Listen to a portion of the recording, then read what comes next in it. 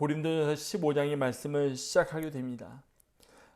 이 고린도전서 15장에서 바울은 그리스도의 부활에 관한 이야기를 시작합니다.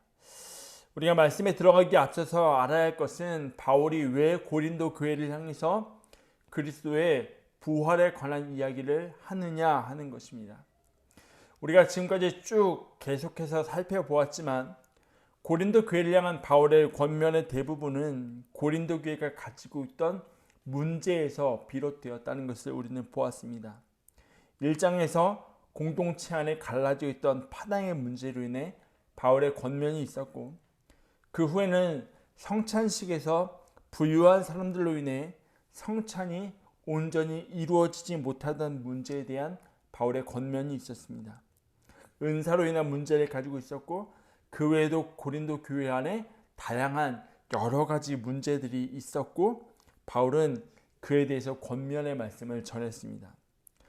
그런데 그리스도의 부활에 관하여 믿음의 공동체에게 어떠한 문제가 있을까라는 생각을 하게 된다는 거죠. 여타의 다른 문제들이야 공동체 안에서 사람과 사람 사이에서 일어날 수 있는 문제들이었습니다. 그러나 그리스도의 부활의 문제는 전혀 변하지 않는 사실이라는 거죠. 예수 그리스도께서 죽으시고 살아나셨다라는 것은 변하지 않는 사실입니다. 믿음의 공동체에게 논쟁이 될 만한 것이 없다고 생각되는 부분입니다. 그런데 그 부활이, 그리스도의 부활이 믿음의 공동체에 한 가지 문제가 있었다라는 거죠. 우리가 오늘은 11절까지만 읽었지만 다음 주에 보게 될 12절의 말씀을 보면 이렇게 말씀합니다. 그리스도께서 죽은 자 가운데서 다시 살아나셨다 전파되었거늘 너희 중에서 어떤 사람들은 어찌하여 죽은 자 가운데서 부활이 없다 하느냐라고 바울이 이야기합니다. 이들은 예수님의 부활을 부정하는 것은 아니었습니다. 예수님의 부활은 인정하고 받아들였습니다. 하지만 그러면서도 마지막 때에 자신들에게 일어날 육체적인 부활에 대해서는 인정을 하지 않았음을 의미하는 겁니다. 이들이 부활을 인정하지 않은 이유가 있습니다. 바울이 말하는 부활을 부정하는 사람들은 이미 실현된 종말론에 빠져 있던 사람들이었습니다. 이 말이 뭐냐면 이 사람들은 영적인 열광주의자들이었습니다. 그 성령의 임재를 그들의 종말의 임재로 이해하고 있던 사람들이었다는 거죠. 그러니까 마지막 때의 완성이 내가 이미 영적인 경험을 통해서 지금 마지막 때의 완성이 이루어져 있다고 생각을 하는 사람들입니다.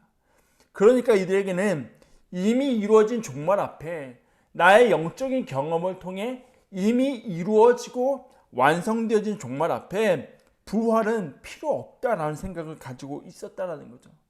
그리스도의 십자가 사건은 믿지만 부활은 나에게 필요 없다라고 선택적으로 믿음을 가지고 있던 사람들이었습니다. 사실 이들은 이방에 있던 사람들입니다. 예수 그리스도의 십자가 사건도 부활도 모르던 사람들입니다. 전해주는 사람이 없다면 그들에게는 전혀 들려질 수 없는 소식이 바로 그리스도의 십자가 사건이고 부활의 소식이었다라는 거죠. 그래서 바울은 2차 전도 여행 때에 고린도 지역에 들렸을 때에 그곳에 복음을 전했고 그 복음을 받아들임으로 인해서 세워진 교회가 바로 고린도 교회였습니다.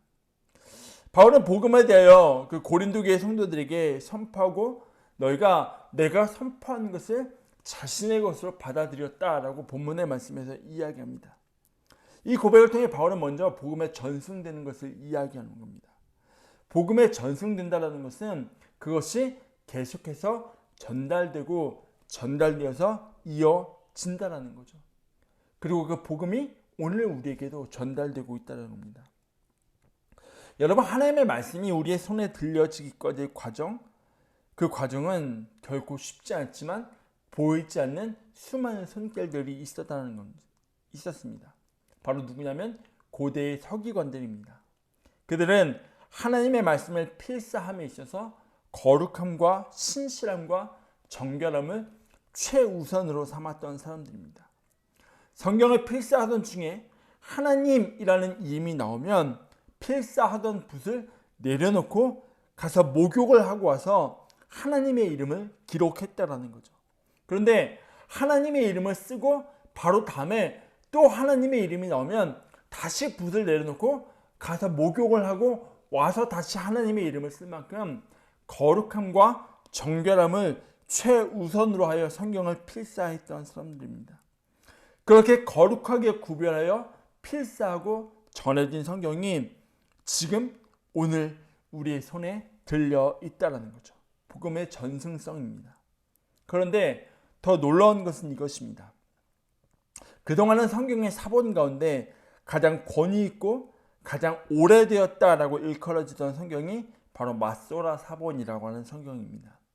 이 마소라 사본은 주후 9세기에 기록된 것으로 알려진 책입니다. 주후 9세기 AD 900년경에.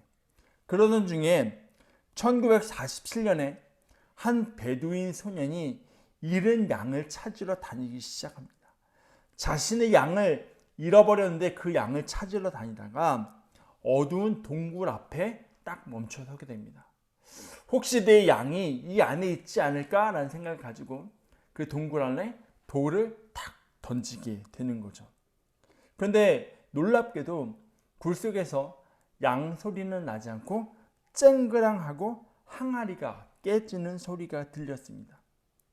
이게 무슨 소리지? 하고 호기심에 굴 안으로 들어간 소녀는 캐캐 묵은 몇 개의 양피지 뭉치를 발견하게 됩니다.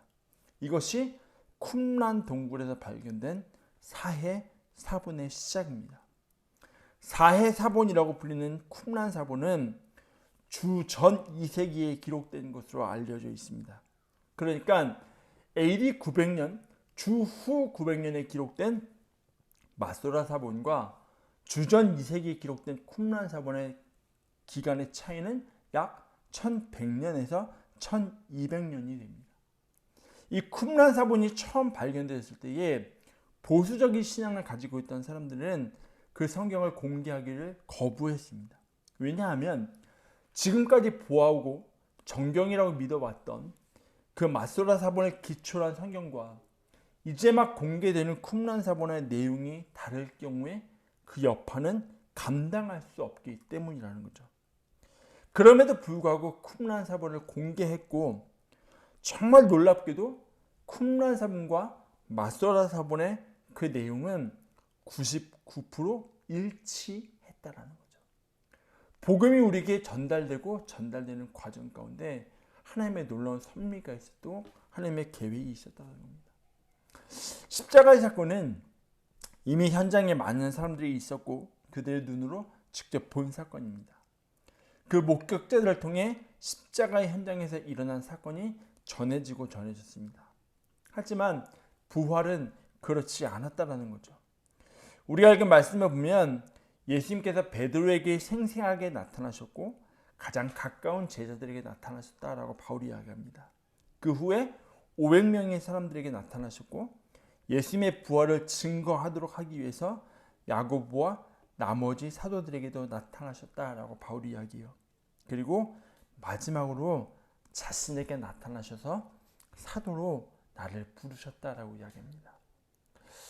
여기서 근데 중요한 것이 있습니다. 분명 이들에게 부활은 경험이었고 사실이었습니다.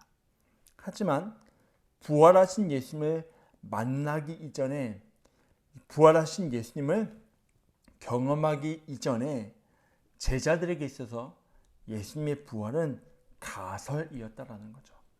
일어날 수도 있고 일어나지 않을 수도 있는 사건이 예수님의 부활이었습니다. 분명 예수님께서는 죽은 지 3일이 지나면 다시 살아날 것이라고 제자들에게 분명하고 명확하게 말씀하셨습니다. 하지만 여전히 제자들에게 있어서 부활은 가설이었습니다. 아직 확인되지 않았고 확인이 필요한 말씀이었다는 거죠. 그런 제자들의 모습을 보여주는 말씀이 있습니다. 요한복음 20장 19절의 말씀을 세번역 성경으로 한번 보겠습니다. 그날 곧 주간의 첫날 저녁에 제자들은 유대 사람들이 무서워서 문을 모두 닫아 걸고 있었다. 그때에 예수께서 와서 그들 가운데로 들어서셔서 너희에게 평화가 있기를 하고 인사말을 하셨다. 예수님 돌아가신 후에 제자들은 모여 있었습니다. 하지만 그들은 문을 닫아 걸고 있었다라고 말합니다. 문을 잠갔습니다. 이렇게 행동하는 제자들의 이유에 대해서 성경은 유대인들이 무서워서라고 말하고 있다는 거죠. 그런데 여러분, 이 시점이 중요합니다. 18절에 보면 이때는 아직 제자들이 예수님의 부활을 경험하지 못했고 부활하신 예수님을 만나지는 못했지만 이미 막달라 마리아를 통해서 예수님의 부활 소식을 들은 후였다라는 거죠. 예수님이 부활하셨다는 소식을 전에 들었지만 그들의 눈으로 보지 못한 부활하신 예수님은 여전히 그들에게 가설이었다라는 거죠. 확인이 필요한 상황이었다라는 거죠. 그래서 이들은 문을 걸어 잠들고 있었다는 겁니다. 그런 제자들에게 예수님이 보이십니다. 제자들에게 보이신 예수님은 바울에게도 보이셨습니다. 그런데 그 시기가 참 절묘하다는 거죠. 사도행전 9장을 보면 바울이 예수를 믿는 사람들을 잡으러 가는 그 길에 예수님이 보이셨다고 말씀합니다. 그리고 자신을 사도로 선택하여 복음을 전하게 하셨다라고 말씀합니다. 바울은 부활하신 예수님을 통해 사도로 택함을 받았습니다. 여기에서 우리가 알아야 할 것이 있습니다. 사도가 되는 데는 두 가지 조건이 있습니다. 하나는 부활하신 예수님을 보는 겁니다. 다만 예수님을 본다고 해서 모두가 사도가 되는 것은 아니라는 거죠. 그랬다면 예수님께서 보이신 500명의 사람들 모두가 사도가 되었어야 했을 것이지만 그렇지는 않았습니다. 예수님께서 보여신 사람 중에 일부만 사도로 택함을 받았다는 거죠. 그래서 두 번째 조건은 예수님의 선택하심이 있어야 된다는 겁니다. 바울은 예수님이 택하셔서 그를 사도로 부르신 사람입니다. 이 두 가지가 충족될 때 그때 사도가 되는 겁니다. 이에 대해서 바울이 뭐라고 이야기하냐면 나는 만삭되지 못하여 난 자라고 이야기합니다. 그런 자신에게 예수님이 보이셨다라고 말하는 거죠. 여러분, 만삭되지 못하여 났다라는 말 쉽게 말하면 조산했다라는 말입니다. 일찍 태어났다는 말이에요. 현대의학에서는 조산한 아이를 바로 인큐베이터에 넣습니다. 그리고 인큐베이터에서 이 아이가 스스로 무언가를 할 수 있을 때까지 그 안에서 성장하는 시간을 갖고 그 후에 엄마 품으로 돌아가게 됩니다. 즉 조산했다라는 거, 만삭되지 못하여 난 자라고 하는 것은 내가 혼자서 살아갈 힘이 없는 사람이라는 것을 의미합니다. 나의 무능함을 이야기합니다. 왜요? 생존 능력이 없기 때문이라는 거죠. 바울이 자신을 만삭되지 못해서 난 자와 같은 사람이라고 말하는 것은 내가 스스로 살아갈 능력이 없는 사람인 겁니다. 그런 나를 하나님의 은혜로 부르셔서 그리스도의 증인으로서의 새로운 생명을 얻게 되었다라고 고백합니다. 나를 사도로 부르신 것이 온전히 하나님의 은혜임을 고백한다라는 거죠. 그리고 증언에 앞서서 바울이 진술하는 바가 있습니다. 우리 3절과 4절의 말씀을 다시 한번 보겠습니다. 내가 받은 것을 먼저 너희에게 전하였노니 이는 성경대로 그리스도께서 우리 죄를 위하여 죽으시고 장사 지낸 바 되셨다가 성경대로 사흘 만에 다시 살아나사. 우리가 읽은 11절의 말씀 가운데 바울이 본문의 말씀에서 성경대로라는 문구를 사용하는 것은 딱 두 가지입니다. 예수 그리스도의 죽으심 그리고 살아나심. 성경대로 예수 그리스도께서 죽으셨고 성경대로 살아나셨다라고 이야기합니다. 이것을 통해서 바울이 말하고자 하는 바가 있습니다. 그리스도의 부활 사건이라는 것은 그리스도의 죽음 뒤에 일어날 수도 있는 가설이 아니라 그리스도의 십자가 사건의 전제라는 사실을 우리에게 보여주고 있다는 거죠. 여러분, 가설이라는 것은 하나의 사실을 확인하기 위해서 임시로 세우는 이론입니다. 아직 확인이 되지 않은 게 가설입니다. 확인의 절차가 필요한 게 가설입니다. 그런데 가설이라는 것은 이전의 관찰이나 기존의 이론, 과학적 증거에 기초를 합니다. 아무런 근거 없이 가설을 세우지 않거든요. 제자들에게 있어서 예수님의 부활은 분명 이전에 보았던 사건을 근거해 그들이 가질 수 있는 가설이었다는 거죠. 왜요? 요한복음 11장을 보면 예수님께서 마리아와 마르다가 사는 베단이라는 마을에 들어가시게 됩니다. 예수님이 마을에 오셨다는 소식을 알게 된 마리아와 마르다는 사람을 보내서 그들의 오라버니인 나사로를 고쳐주시기를 요청합니다. 분명 나사로를 향해 예수님이 나의 사랑하는 자라고 말씀하시는 그런 아끼는 사람임에도 불구하고 예수님은 마리아와 마르다의 요청에 바로 반응하지 않으시고 계시던 곳에 이틀을 더 유하시다가 마리아와 마르다의 집으로 가셨다라고 말합니다. 이미 나사로는 죽은 후였습니다. 그리고 예수님께서 나사로에게 가신 시간은 이미 나흘이 지난 후였다고 말합니다. 그럼에도 불구하고 예수님은 나사로를 살리셨습니다. 이미 죽어서 굴에 장사치는 나사로를 살리셨다는 거죠. 이미 나사로를 살리신 일을 경험했습니다.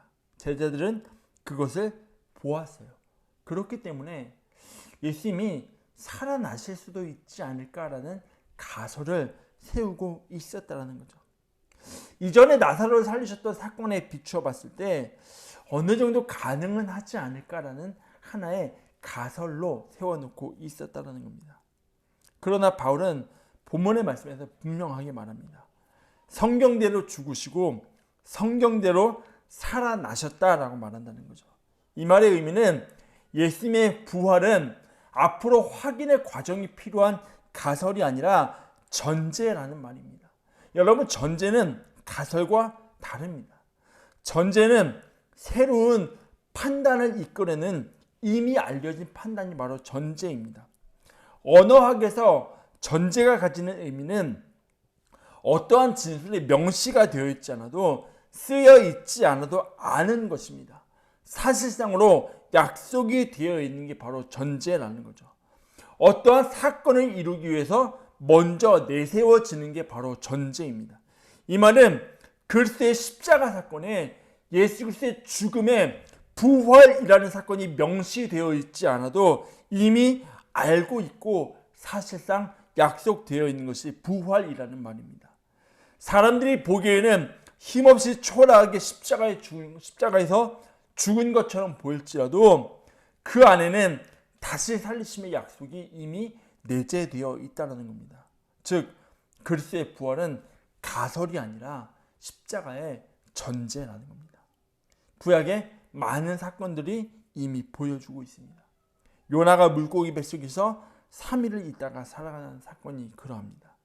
시편 16편 10절에 보면 다윗은 성령의 감동을 입어 자신의 몸에서 장차 태어날 메시아가 썩음을 당하지 않을 것이라고 분명히 이야기합니다. 그리스도의 부활이 성경대로 이루어졌다는 의미가 바로 여기에 있다는 거죠. 근데 여러분, 우리의 신앙은 계속해서 가설을 세웁니다. 그리고 전제는 하지 않습니다. 하나님께서 일하실 수도 있겠다라는 예측은 하지만 그 안에서 하나님의 일하심에 대한 확신 없이 살아간다는 거죠. 몇 주 전에 설교에서 한번 이야기했던 신들과 함께라는 책을 보면 이런 이야기합니다. 고대 근동에는 굉장히 많고 다양한 신상들이 여기저기에 있었다는 거죠. 산에는 산을 위한 신상, 바다에는 바다를 위한 신상이 있고 땅에는 땅의 신을 위한 신상이 있었습니다. 그런데 이들이 가지고 있던 신상신학, 여기저기에 신상을 세워놓은 이유는 중요한 전제가 하나 깔려 있는데 바로 신이 무소부지하지 않다라는 전제를 가지고 있다는 거죠. 만약에 신이 무소부지하다면 여기저기에 굳이 신상을 세울 필요가 없지만 신은 딱 국한된 영역에서만 일을 하기 때문에 그 신상들을 여기저기 세워두고 있었다라는 거죠. 고대를 살아던 사람들의 전제는 바로 이것이었습니다. 그런데 우리는 전제는 없지만 계속해서 가설을 세우며 우리 가설이 믿음이라고 여길 때가 참 많다라는 거죠. 로마의 헤롯 대왕의 손자인 헤롯 아그리빠는 주후 41년부터 44년에 자신의 할아버지였던 헤롯 대왕의 전체 영토를 다시 한번 통일해서 다스리게 됩니다. 그런데 헤롯 아그리빠가 한 가지 고민이 있는 건 내가 백성들의 마음을 어떻게 얻을 수 있을까? 내가 백성들에게 어떻게 다가갈 수 있을까를 고민하면서 그가 내린 하나의 방책이 뭐냐면 그래, 내가 바리새인들하고 가깝게 지내면 되겠다. 내가 바리새인들이 좋아하는 일을 하면 되겠다라고 생각해서 교회를 핍박하기 시작합니다. 왜요? 바리새인들하고 친하게 지내려고. 그래서 첫 번째 했던 게 뭐냐면 요한의 형제인 야고보를 처형합니다. 그러자 바리새인들이 너무 좋아해요. 기뻐해요. 그리고 두 번째로 그가 한 일이 뭐냐면 그러면 이제 베드로를 잡아서 옥에 넣자. 그래서 베드로를 감옥에 가두게 됩니다. 베드로가 감옥에 갇히게 되자 영적인 리더를 잃었다고 생각하는 교회의 성도들은 모여 기도하기 시작합니다. 사도행전 12장 5절을 보면 이렇게 말씀합니다.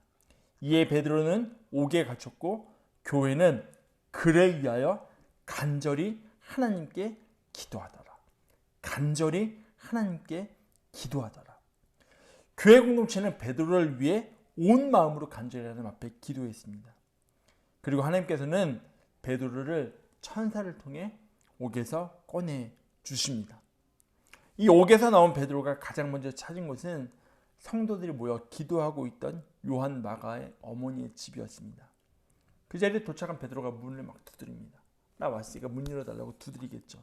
그때 로데라고 하는 여자아이가 누구인지 모른 채 문을 열어주러 갔는데 목소리가 베드로의 목소리라는 것을 알아차리고 문을 열어주지 못한 채 성도들이 기도하고 있는 그 자리로 가서 베드로가 문 밖에 있다라고 이야기합니다. 이때 사람들이 이런 반응을 보입니다. 사도행전 12장 15절부터 16절을 우리 메시지 성경을 한번 보겠습니다. 그러나 사람들은 로데의 말을 믿으려고 하지 않았다. 그녀와 그녀의 말을 모두 무시해버렸다. 그들은 내가 미쳤다고 말했다. 로데는 뜻을 굽히지 않았다. 그대로 그들은 그녀의 말을 믿으려 하지 않았고 베드로의 천사가 틀림없다고 말했다. 그동안에 베드로는 계속 바깥에 서서 문을 두드리고 있었다라고 말합니다. 여러분, 로데를 향해 사람들이 가장 먼저 보인 반응은 그들이 믿으려고 하지 않았다라는 겁니다. 이 말의 의미는 그들에게는 로데의 말을 확인할 마음조차 없었다는 겁니다. 성령의 수많은 역사를 보았음에도 불구하고 그들에게 있어서 베드로의 자리에 일하실 하나님에 대한 전제는 어디였고 그들의 기도는 그냥 하나의 가설에 지나지 않았다라는 거죠. 계속해서 확인을 해 나아가는. 근데 우리 안에는 믿음의 삶은 가설을 세우는 신앙이 아니라 전제를 가지고 살아가는 신앙입니다. 하나님께서 일하실 것이라는 약속의 말씀을 향한 믿음을 가지고 살아가는 신앙이라는 거죠. 미국에 처음 와서 2016년까지 한 교회에서 8년의 사역의 시간을 가지면서 많이 지쳐 있었습니다. 영적으로도 마음적으로도 많이 지쳐 있던 상황에서 이제 2017년 2월에 새로운 사역지로 옮겨 부임을 하게 됐습니다. 다시 한번 아내와 함께 사역을 시작하게 되면서 제가 아내에게 그런 이야기 했어요. 여보, 이곳에서 우리가 새롭게 가는 그 사역지에서 하나님께서 우리를 회복시키실 것 같아. 우리를 만지시고 일으키실 것 같아 라는 이야기를 했습니다. 그런 기대감을 가지고 사역지로 부임을 했고 사역을 이어가면서 사실 저희 부부에게는 그간의 시간보다도 더 쉽지 않은 시간을 갖게 되었습니다. 우리는 늘 그렇게 가설을 세우고 그렇게 되지 않으면 우리는 무엇이 잘못되었는지 하나님에 대한 실망감을 감추지 못한다는 거죠.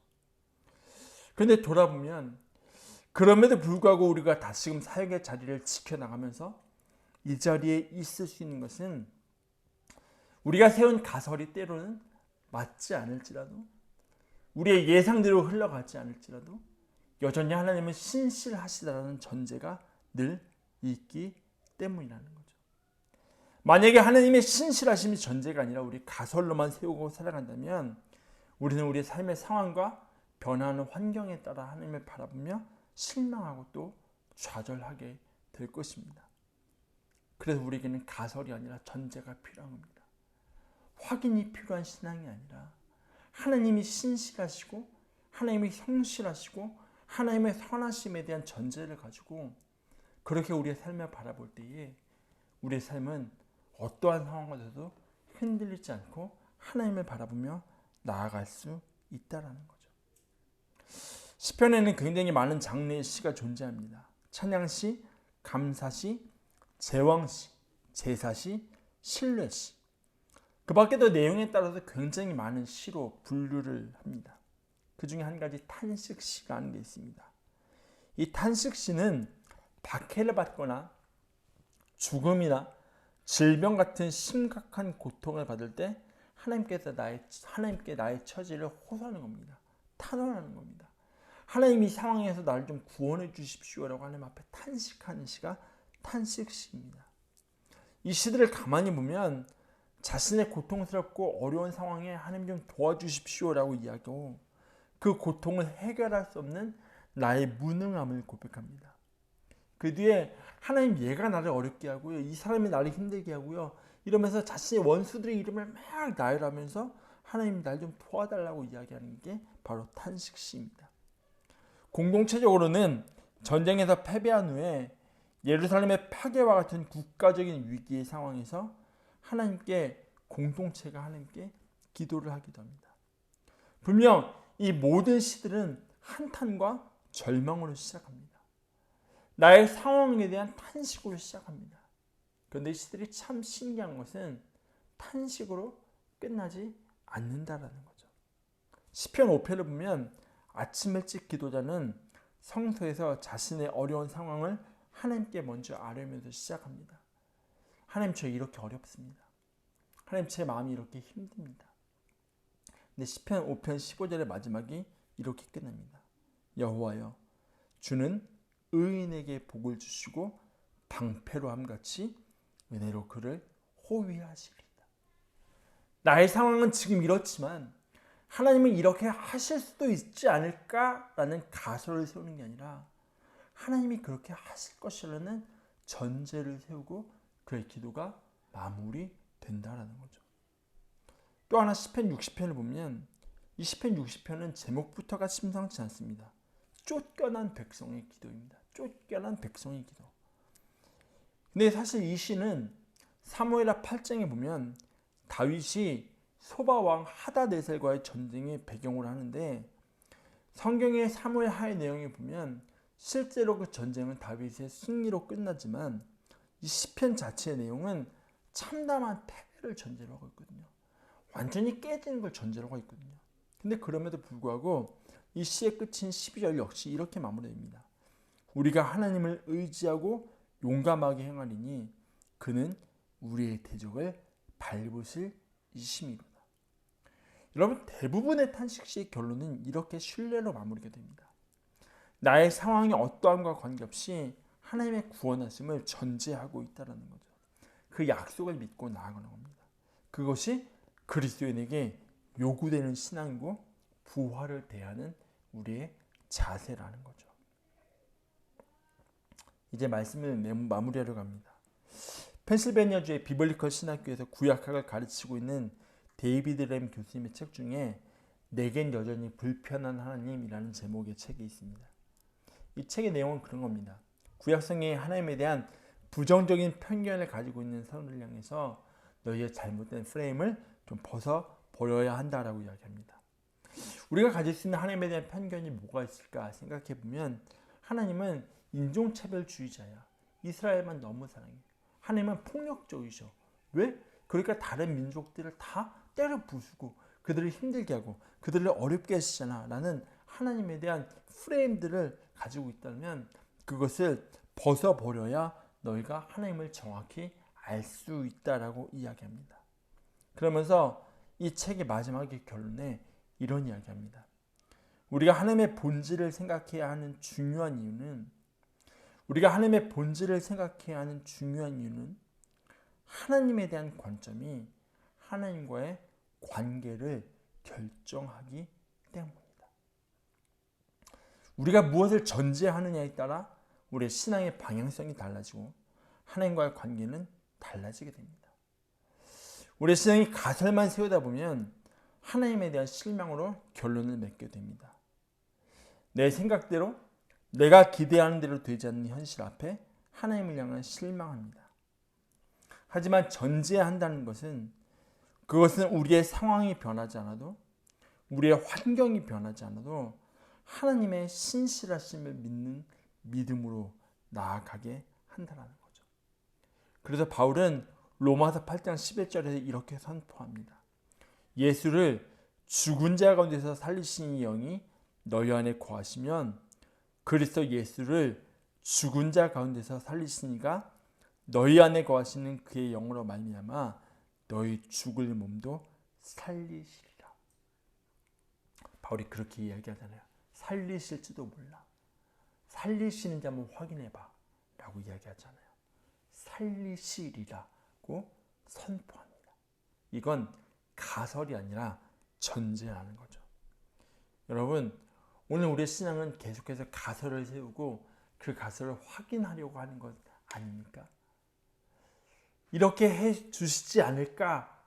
이렇게 되지 않을까라는 가설을 세우고 그 가설을 확인하는 과정 건데 그렇게 되지 않으면 실망하는 신앙은 아닙니까? 근데 저는 저와 여러분의 신앙이 가설만 계속 세우면서 이 가설이 틀렸으면 새로운 가설을 세우고 그렇게 하나님을 시험하는 신앙이 아니라 예수를 죽은 자 가운데서 살리신 이가 너희 죽을 몸도 살리시리라는 그 믿음의 선포 위에 우리 삶의 향해 우리의 상황과 환경이 어떠한과 관계없이 하나님은 가장 신실하시다라는 그 전제 위에 세워지는 저와 여러분의 신앙의 모습이 되시길 주님의 이름으로 축복합니다.